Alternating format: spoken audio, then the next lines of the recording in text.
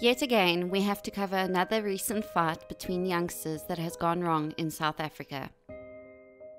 Last week, we covered the story of the Klerksdorp bar fight that left one man with serious brain injuries and another also injured. But today's story takes place in one of the capitals of South Africa, Pretoria.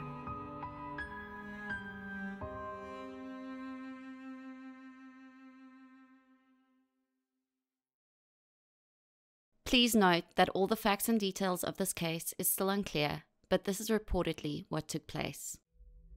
On Friday, 8 September 2023, Celvin Seaborne, aged 21, joined his girlfriend and they went to a popular dance club in Mountain View, Pretoria called Langarm Club.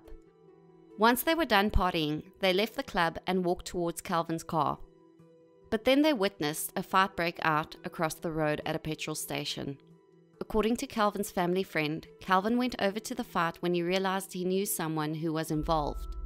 Celvin himself was not part of the fight, but it is suspected that he wanted to get the person who was getting beaten up away from the fight.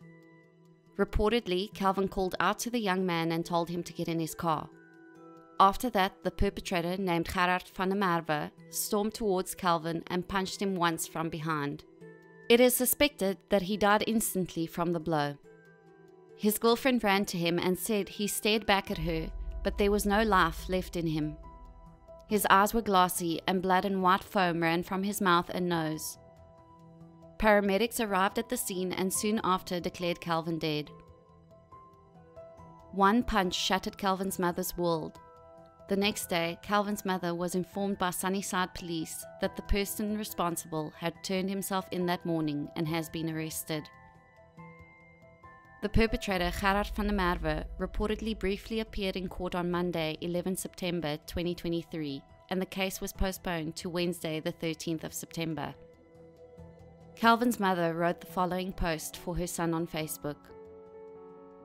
"My son, how will I start tomorrow without you? How will I go through each day without you? You were my rock. You were just 21 years old. You still wanted to have your own children one day. You still wanted to get married one day, but in an instant your life was stolen. Celvin was a wonderful person with a big heart. They described him as a loving teddy bear. He was always laughing, you hardly ever saw him get angry, and he was loved by many.